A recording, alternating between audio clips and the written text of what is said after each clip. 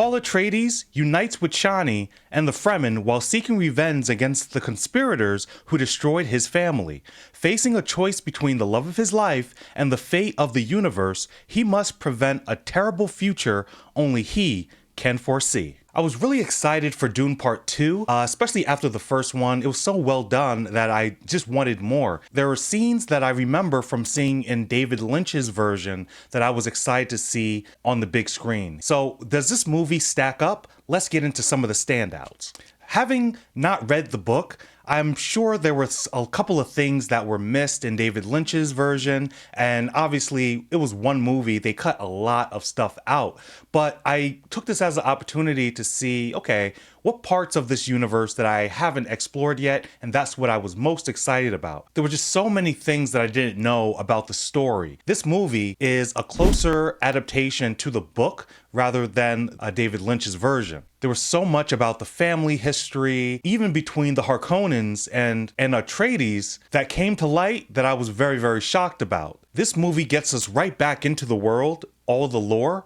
and the fact that it's able to uncover things that I didn't know, it was almost like I was getting back into the world that I know and love, and then finding treasure along the way. The next standout, the cinematography. It was a beautiful film, and it brought that beauty across on the big screen for us. This film was shot in Abu Dhabi, one of the locations that if you were going to make a desert world planet, each scene, especially with all the other elements of, the sun, the lighting, in the rocky area when we visit the Fremen, their underworld, and the network that they actually created on Dune, it was just beautiful, and it looked truly lived in. I think what this movie did was use a lot of the natural resources that were around them to also help tell the story. And all of the shots and angles were able to show just how grand scale this is and how big the technology of their worlds are. This movie was well acted, but there were a few people that I just have to give a shout out to. First,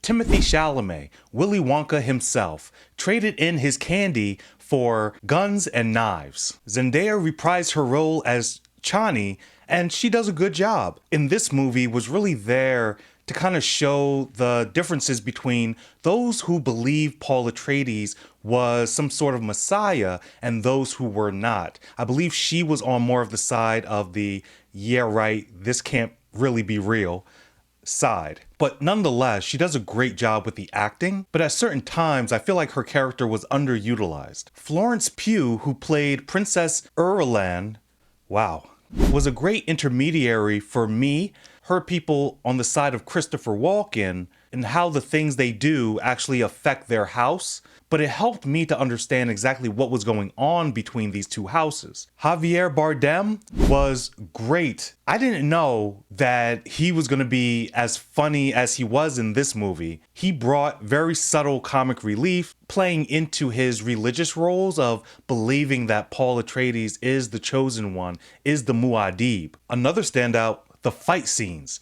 The fights were done very well. You can tell that the choreographer definitely took time with this, and to me, each fight was different. Although the fights were great, there were some times where they kind of felt stale.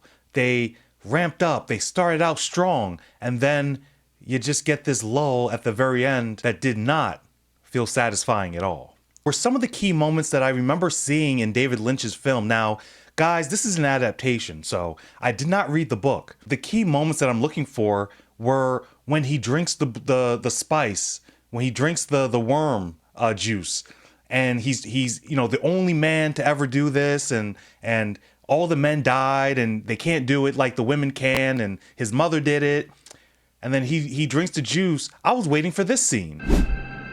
Father, the sleeper has awakened! But it never came. They moved very quickly through this story, it seemed. Him talking to the Fremen, that scene was crazy because he started talking about someone's grandmother with one eye, guys. And he went from 0 to 100. He went from, I don't know if I am, to you're gonna listen to me, I am the one, I'm him. The only other letdown is, I guess, the way they're breaking up this movie. End it in a way that is satisfying to the audience. I don't think they did that. I know there's going to be a third part, but now I have to wait 2 years in order to see it, you know? This movie, I gave a 4 out of 5. Absolutely loved the world building of Dune. The cinematography was amazing and breathtaking to look at.